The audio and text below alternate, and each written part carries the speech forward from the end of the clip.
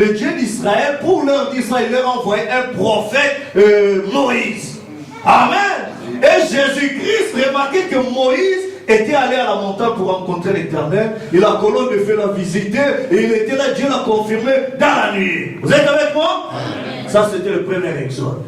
Dans le deuxième exode, Jésus-Christ qui est venu là parler aussi du véritable agneau pascal. Amen. Il est monté à la montagne, la nuée aussi l'a couvert. Ils ont entendu la voix descendre. Après, il est descendu comme Moïse. Il a dit, il vous a été dit. Amen. Mais moi, je vous dis. Amen. Amen. La nuée est descendue et ils ont vu comme c'était avec Moïse. Amen. Mais en ce temps de la fin, selon Malachie 4, la Bible dit, souvenez-vous de la loi de mon serviteur Moïse auquel j'ai prescrit en horaire pour tout Israël. Amen. De loin de son ordonnance, voici je vous enverrai Élie le prophète. Amen. En ce temps de la fin, avant la colère de Dieu ne puisse se déverser sur la terre, avant que Dieu ne puisse frapper le monde par le péché, par la maladie, par sa colère du jugement, Dieu comme Moïse, il s'est souvenu de son peuple. Amen. Il nous a envoyé un prophète avec l'esprit et la puissance d'Élie. Ce même prophète, Dieu le rencontre sur la montagne. Amen. Amen. Dans la montagne, dans une constellation de 7 ans, Dieu lui donne la colonne de feu comme confirmation. Amen. Et ce prophète-là déjà, il dit, comme Moïse, comme Paul, ce que Jésus a fait en Orient, maintenant en Occident, moi je vous dis. Amen. Ce qui était dans la loi avec l'Ancien Testament, ce que Jésus a montré dans le Nouveau Testament sous forme de type, parce qu'il a dit, je ne peux pas tout vous dire maintenant. C'est pourquoi Paul a dit, je connais en partie, je prophétise en partie, mais quand le parfait viendra, et en ce temps de la fin, suite à l'ouverture de cette sceaux, Jésus est descendu confirmer son prophète, il nous donne un message qui est le sang de l'agneau parfait.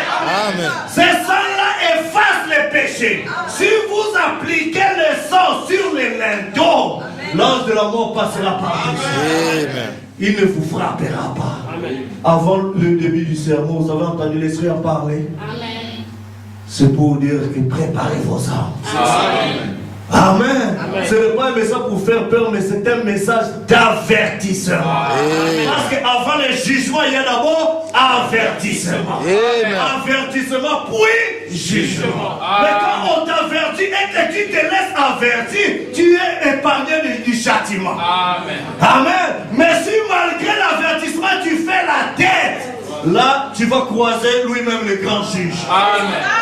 Amen. Amen. C'est pour dire que quand tu entends la parole de Dieu et que tu veux endurcir ton cœur, ce n'est pas contre l'homme que tu es en train de faire, mais contre Dieu. Amen. Mais quand tu es celui que Dieu a connu dès avant la fondation du monde, tu es comme Jacob qui savait qu'il était filou. Il n'y avait rien de bon. Mais dans la présence de Dieu, il a dit, malheur à moi, je suis filou comme j'ai vu l'ange. Je ne te laisserai pas partir. Change ma vie, change ma nature. Je ne vais pas commencer 2015 dans le péché. Je ne vais pas commencer dans une mauvaise vie. Le Seigneur qui est là ne passe pas sans me tenir dans ta main. C'est toi qui dois me faire voyager toute cette année. Je ne sais pas ce que c'est mes réserves, mais toi tu connais la fin avant le commencement. Je vais manger ta chair, boire ton sang pour avoir la vie éternelle. Amen. Il dit alors celui qui mangera ça. Alors remarquez, il leur a dit quand vous allez manger, ayez à vos pieds. Ne mangez pas ça comme des faiblards, mais sachez que c'est le voyage qui commence.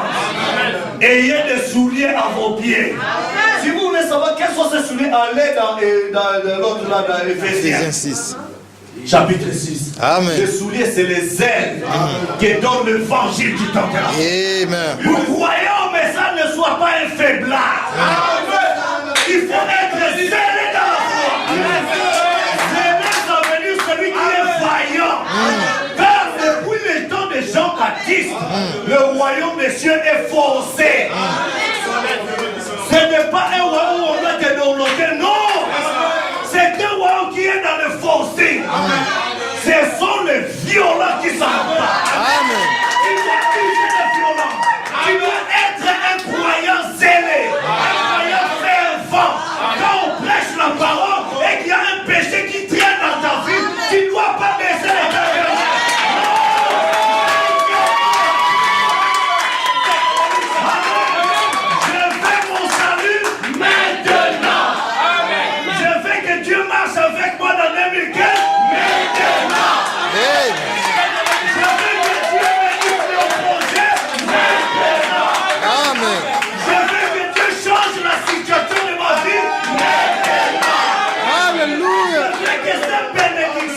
son esprit Saint vient sur moi maintenant. Je ne vais pas vous démêler. Je ne vais pas vous démêler. Il est quand je suis. Amen. Ne ramenez pas à demain ce que vous faites. Rien ne te rassure que demain tu seras en vie. Si Dieu t'amène ici pour entendre ça, ce n'est pas un hasard. Est-ce que vous comprenez? Il vous a déplacé des très loin pour venir ici. Ce n'est pas une distraction. Ce n'est pas un site touristique ici. Mais il veut vous conduire dans un nouveau voyage.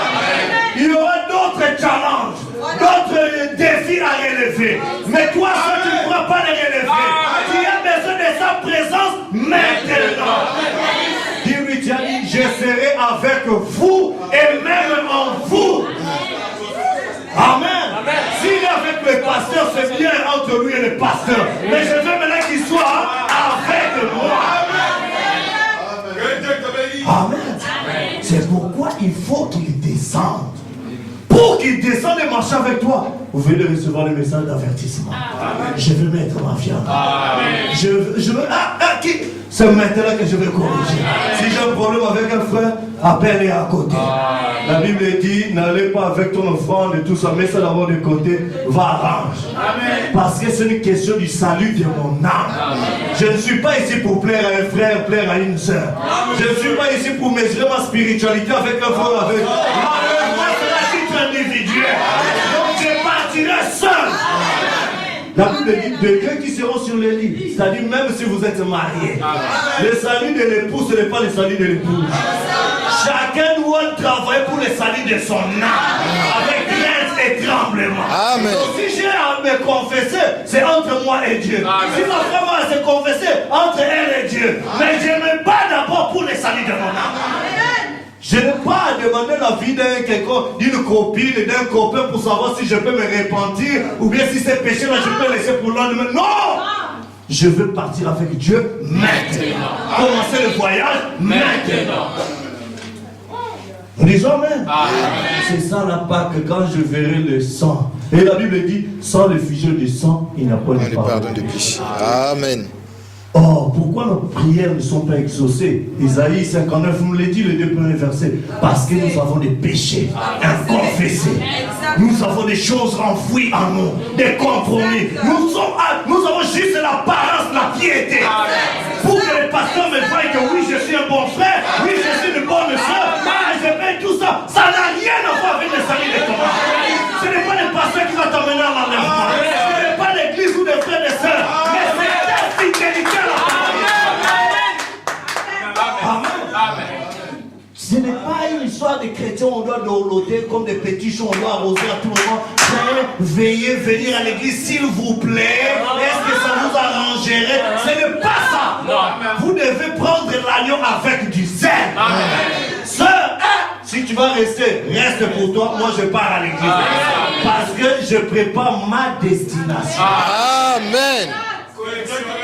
Frère Branham dit dans le message le discernement de l'esprit que notre vie éternelle dépend du discernement que nous avons de ce que nous voyons et ce que nous écoutons. Amen. Si tu ne discernes pas ça correctement, ta destination sera déviée. Amen. Mais quand tu sais que j'ai cru ce message pour l'enlèvement, la destination pour l'enlèvement, qui qu'il soit, ce que dit le prophète doit être le principe de ma vie. Amen. Quand ça touche mon cœur, s'il faut que j'aille voir les pasteurs, je vais les voir. De nuit comme de nuit, parce qu'il s'agit du salut de mon âme. Nous disons Amen. C'est pourquoi la Bible dit, si la maison est trop petite, vous voulez appeler la maison d'à côté, la maison voisine pour venir manger cela avec vous. Amen. Si une troisième maison est trop petite, vous pouvez appeler mon Carmel Tabernacle. Joignez voir nous. Amen. C'est pour lui qu'on ne fait pas une communion fermée. C'est seulement les gens de Casa, c'est vous qui êtes de Marrakech, les Rabat. Non. Nous tous, nous sommes un seul peuple.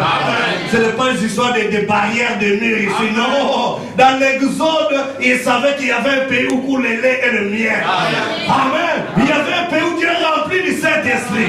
C'est vers ce pays-là que nous voulons aller. Nous nous en foutons de ces des églises tabernacles. Ce n'est pas notre objectif. Notre objectif, c'est le Saint-Esprit tabernacle dans l'âme. Amen.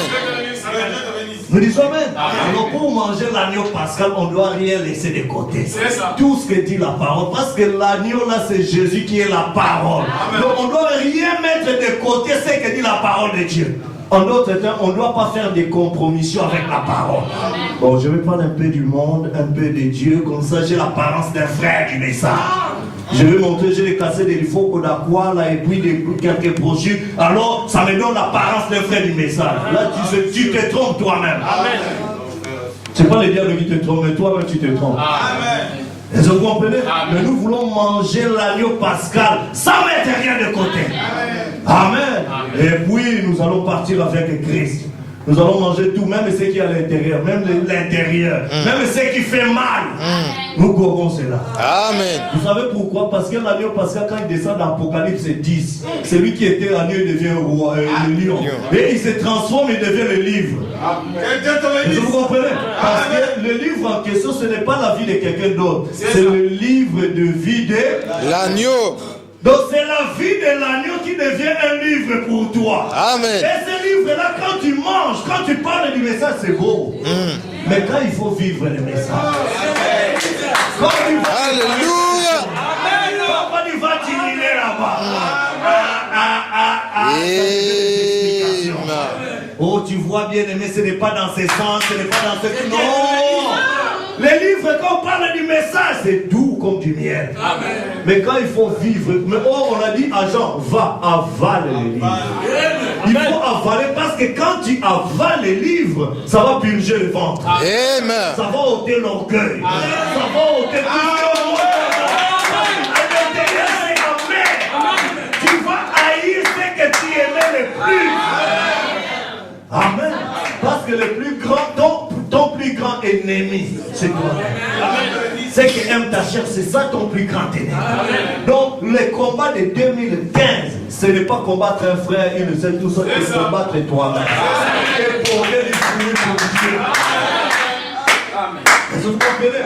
Donc, frère Branham disait le plus grand ennemi de William Branham, c'est William Branham. Or, Dieu a préparé de bonnes œuvres. Lui, il a déjà fait de bonnes œuvres et c'est à nous de les accomplir. Jésus disait, ce n'est pas le Fils qui fait les œuvres. C'est le Père. Le Fils, quand il voit le Père le faire, et le Fils fait pareillement. Et vous, ça vous étonne. Non, c'est le Fils qui s'abandonne pour que le Père fasse le travail. Or, tout ce qui était dans le Père, il a déversé dans le Fils, dans le Christ. Tout ce qui était dans le Christ, il a déversé dans l'époux. Et comme il a déversé dans l'époux, c'est passé par le canal de William Branham. C'est pourquoi les gens ont vu que comment c'était trop compliqué. Non, là c'était un dépôt de grossistes. Et vous comprenez? Tout le monde doit aller proche des grossistes pour aller donner aux détaillants. Il prend un frère Ousmane, il va prendre ça, il va donner aux détaillants des rabats. Et chacun doit aller chez lui pour recevoir la portion. Est-ce que vous comprenez? Que tu quittes partout. Là où se trouvait Joseph, c'est là où les gens devaient recevoir le blé. Est-ce que vous comprenez? Donc là où se trouve le message du temps de la fin. C'est là où il y a l'onction. C'est là où il y a la vie éternelle. C'est là où même les pentecôtistes sont obligés de tricher les brochures. Pour recevoir un peu d'onction. Sinon ils seront chez Dingwe. Amen. Exact. Est-ce que vous comprenez? Et chez là-bas ils comprennent qu'il n'y a rien. Amen. Mais quand ils viennent dans le message, ils disent, mais comment vous faites? Ils sont étonnés, ils aiment les miracles, mais ils ne savent pas que ce n'est pas les miracles notre référence.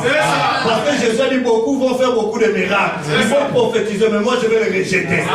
Mais il faut avoir rencontré l'agneau. Il faut avoir mangé l'agneau. Parce qu'il a dit, éloignez-vous de moi, vous qui étiez ouverts de l'iniquité, je ne vous ai jamais connu. Un homme qui connaît une femme, c'est qu'ils ont eu un contact.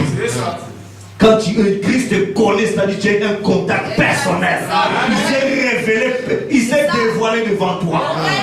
Quand Christ se dévoile devant toi, c'est qu'il te donne une portion de ton nom. Amen. Une portion de son nom, il te donne un nom nouveau. Quand Christ s'est révélé à Abraham, il a donné à Abraham une portion de son nom. Quand il s'est révélé devant Jacob qui était supplanteur, il lui a donné une portion de son nom. Et Jacob n'était plus Jacob, il est devenu Israël. Et le même qui s'est révélé, et quand il vient se révéler à toi, il va changer ton nom. Amen. Le changement de nom, c'est le changement de nature. Amen. qui sait que non, je ne suis plus de la nature pécheresse. Si 2014, je me suis battu avec tel péché, c'est 2015, ce n'est plus moi qui dois me combattre. C'est Christ qui doit combattre.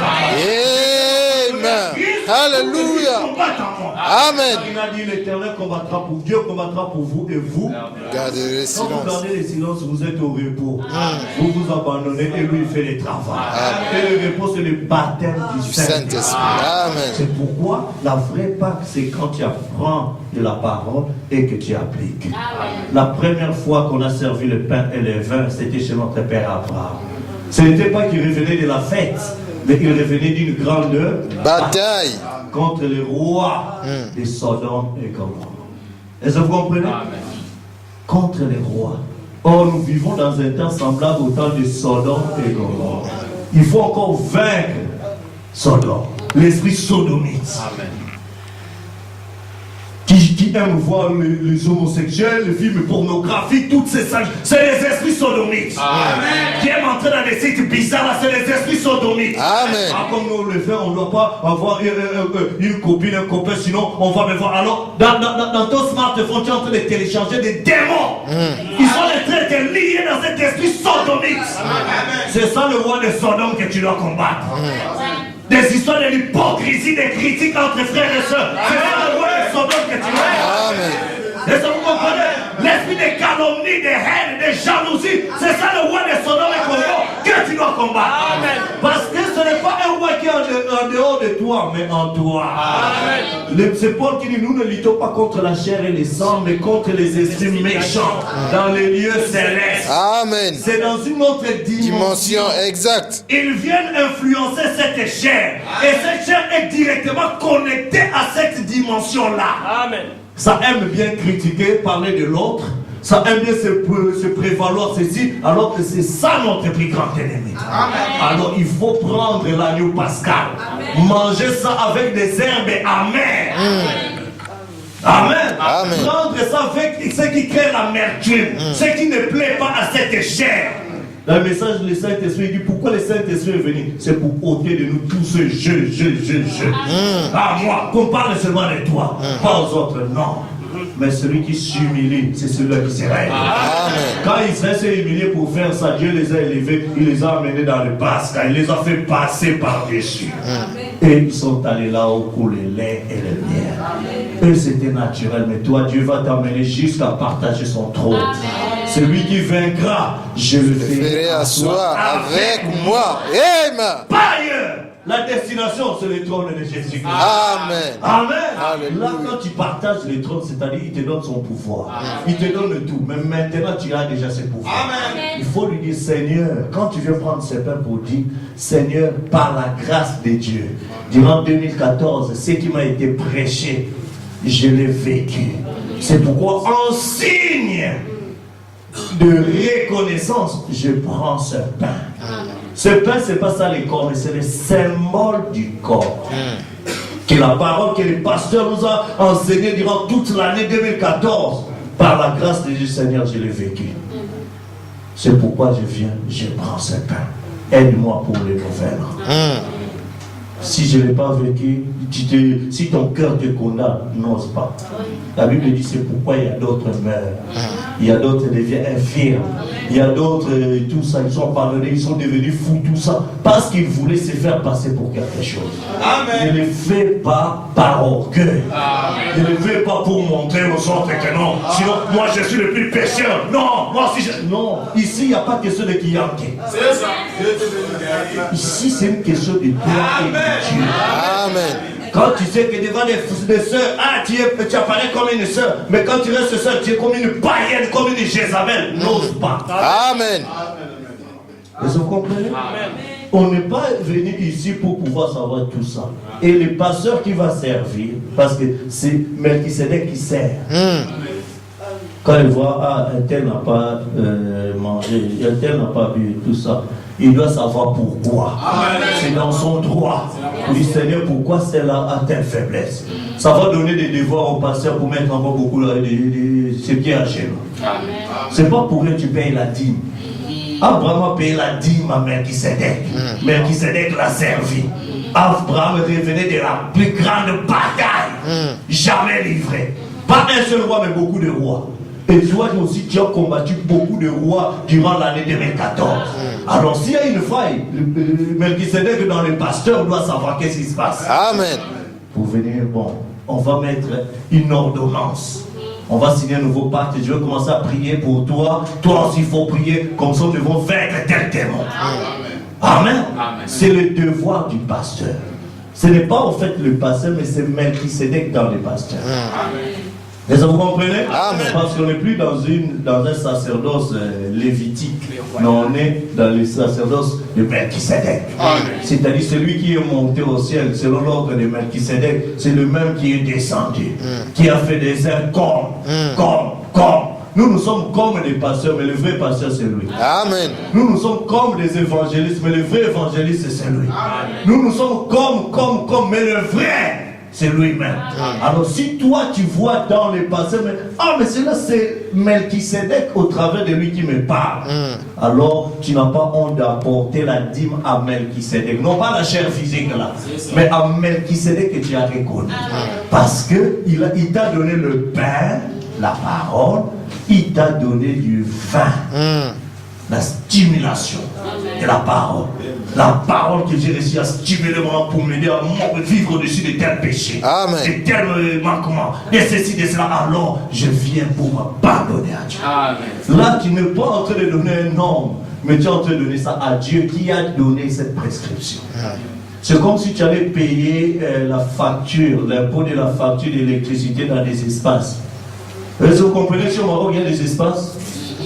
Ce n'est pas l'agence officielle du Maroc Télécom, on a juste donné espace. C'est-à-dire, cet endroit-là, c'est peut-être juste une petite boutique, mais qui a été adoptée par l'IDEC, ou bien Maroc Télécom, ou bien je ne sais pas moi, quelle agence d'électricité, pour pouvoir percevoir pour leur compte. Donc quand tu donnes la dîme au pasteur, et tout ça, ce n'est pas l'homme là, lui il est seulement un agent qui a été adopté par le royaume pour percevoir ta dîme. Mais c'est la dîme de l'Éternel. Amen. Est-ce que vous comprenez? C'est pourquoi quand tu as combattu beaucoup de rois, beaucoup d'esprits, et que tu sais que l'Éternel t'a nourri, il t'a donné du vin, la stimulation, alors souviens-toi d'aller voir l'Éternel. Ah, je vis l'espace, je vais payer ça ici. Est-ce que vous comprenez? Tu payes parce qu'on t'a donné la parole nécessaire pour combattre les démons. Tous ces esprits méchants. Et c'est pourquoi nous voulons entrer en ce moment de prière pour pouvoir manger cela. Amen. Donc, pendant que les serviteurs de Dieu vont s'élever déjà pour briser le pain, nous allons donner un cantique. Je ne sais pas si Frère PC a déjà mis ça. Le Seigneur nous a aimés comme on n'a jamais aimé. Amen. Le Seigneur nous a aimés comme on n'a jamais aimé. Il nous guide chaque jour comme une étoile dans la nuit. Quand nous partageons le pain, il nous donne son amour. C'est le pain de l'amitié, le pain de Dieu. Oh, c'est mon corps, c'est mon corps. Prenez-le, c'est mon sang, c'est mon sang. Prenez-le, buvez, car je suis la vie.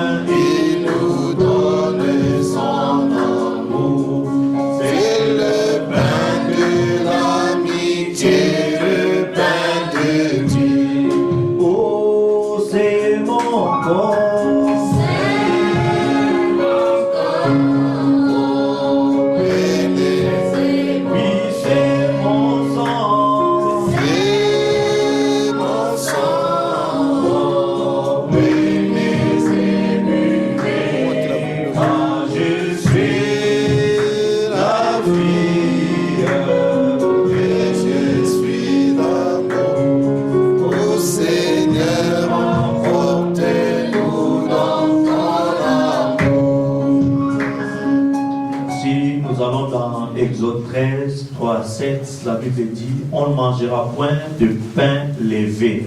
Et au verset 7, on mangera du pain sans levain pendant les 7 jours.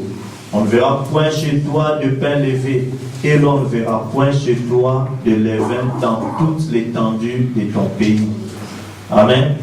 C'est pourquoi Jésus utilisa le pain sans levain, selon les prescriptions divines, car il allait nous faire entrer dans une nouvelle alliance. Ce que nous rappelle l'apôtre Paul en 1 Corinthiens 11, 23. Car j'ai reçu du Seigneur ce que je vous ai enseigné, c'est que le Seigneur Jésus, dans la nuit, non pas le jour, non pas midi, mais dans la nuit où il fut livré, il prit du pain. Amen.